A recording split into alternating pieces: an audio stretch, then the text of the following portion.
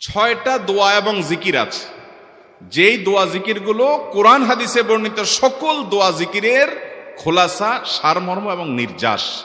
এই ছয়টাকে যদি কোনো মুসলমান নিয়মিত আঁকড়ে ধরে, তাহলে কোরআন এবং হাদিসের যত দোয়া এবং জিকির আছে কেমন যেন তার নির্যাসটা নিয়মিত সে আমল করলো। বলবো সেগুলা। এই ছয়টা দোয়া এবং জিকিরের মধ্যে সর্বপ্রথম হলো নবী করিম সাল্লাল্লাহু আলাইহি সাল্লামের প্রতি দুরূদ প্রেরণ করা।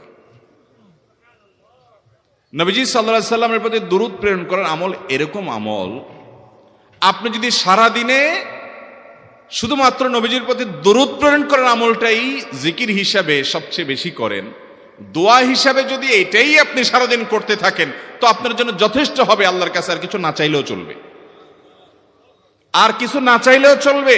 দুরূদ মানে হলো নবীজির জন্য দোয়া করা। ভাই, আল্লাহ তার হাবিবকে রহম করবেন, আপনার আমার দোয়ার দিকে আল্লাহর তাকানোর কোনো ঠেকা আছে? নবীজি কি আমাদের দোয়ার কোনো মুখাপেক্ষী? কিন্তু আমরা তার জন্য দোয়া করলে ওই চান্সে আল্লাহ তাআলা আমাদের প্রতি অনুগ্রহ করবেন। একবার না, আপনি নবীজির প্রতি একবার রহমতের দোয়া করবেন, একবার দুরূদ পাঠ করবেন। মান সাল্লা আলাইয়া মাররাতান সাল্লাল্লাহু আলাইহি আশারা। নবীজি সাল্লাল্লাহু আলাইহি সাল্লাম বলেছেন, একবার আমার জন্য তোমরা দোয়া করলে, আমার প্রতি দুরূদ পাঠ করলে, আল্লাহ তাআলা তোমাদের জীবনে 10 বার 10 জায়গায় 10 টাইমস তোমাদের উপরে আল্লাহ তাআলা অনুগ্রহ করবেন। আপনি টেরও পাবেন না কত জায়গায় আল্লাহ অনুগ্রহ করেছেন। আল্লাহ বাঁচাই দিয়েছেন, একটুর জন্য শেষ হয়ে যান নাই। ওই যে দুরূদ পড়ছেন, আল্লাহ তাআলা রক্ষা করছে, আপনি খবরও নাই। আল্লাহ তাআলা আপনার প্রতি বিশাল একটা দান করছে, আপনি লক্ষ্যও করেন নাই। ওই যে দুরূদ পড়ছেন একবার, 10 বার রহমত হবে। এভাবে যত দুরূদ পড়বে সে তত রহমত এবং অনুগ্রহ পাবে।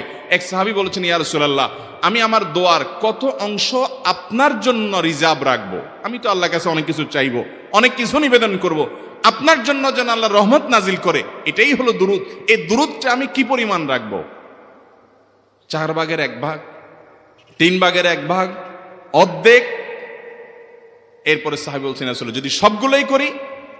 উনি এক একটা পার্সেন্টেজ বলছেন, আর নবী করিম সাল্লাল্লাহু আলাইহি সাল্লাম বলছেন যে, তাকে বুঝাচ্ছেন যে আরো বেশি করতে পারলে ভালো হয়। তো সাহাবী বাড়াইতে বাড়াইতে শেষ পর্যন্ত বলেন যে, আমার দোয়া যদি সবগুলো আপনার জন্য করি, আমি যদি আর কোনো দোয়া না করি, শুধু আপনার জন্যই দোয়া করি। নবী করিম সাল্লাল্লাহু আলাইহি সাল্লাম তাকে সুসংবাদ দিলেন যে, তাহলে তোমার আর কোনো সমস্যা থাকবে না, সব সমস্যা দূর হয়ে যাবে, তোমার কোনো পেরেশানি থাকবে না। ভাইরা আমার, দুরূদের আমল এমন একটা আমল যে আপনার জীবনে কোনো বিপদ, কোনো মুসিবত, কোনো পেরেশানি, কোনো সমস্যা দেখা দিয়েছে, আপনি যদি দুরূদ পড়তে থাকেন, কোনো কিছু মনে আসছে না। অনেক সময় ছাত্র জিজ্ঞেস করে, ভাই পরীক্ষার হলে পড়া ভুলে গেছি, কি করবো? আমি দুরূদ পড়া শুরু করেন। আরবদেরকে দেখা যায় কোনো কিছু ভুলে গেলে তারা বলে আল্লাহুম্মা সাল্লি আলা মুহাম্মদ, আল্লাহুম্মা সাল্লি আলা মুহাম্মদ, এটা শুরু করে তারা। কারণ নবী করিম সাল্লাল্লাহু আলাইহি সাল্লাম এর হাদিস থেকে স্পষ্টভাবে, একটি নয় বহু হাদিস থেকে প্রমাণিত, যে ব্যক্তি দুরূদটা নিয়মিত পাঠ করবে, সালাত আলান নবীটাকে যে ব্যক্তি আঁকড়ে ধরবে, সব সময় তার মুখ থেকে সালাত সালাত সালাম চলতে থাকে, এই ব্যক্তির সকল গুনাহ আল্লাহ মাফ করে দিবেন, সকল পেরেশানি আল্লাহ তাআলা মুক্ত করে দিবেন। ভাইরা আমার, দুরূদের আমলটা এত গুরুত্বপূর্ণ আমল। এটা আমরা করি এখন। অনেকে আছেন যে আনুষ্ঠানিকতা যখন থাকে দুরূদের, মিলাদের, তখন একটু সালাত আলান নবী যেভাবে করেন। আর বাকি অনেকে আছেন যেগুলো করারও কোনো খোঁজ খবর নাই। দুরূদ বেশি বেশি করে পাঠ করবো তো ইনশাআল্লাহ। সবচেয়ে শ্রেষ্ঠ দুরূদ, সবচেয়ে উত্তম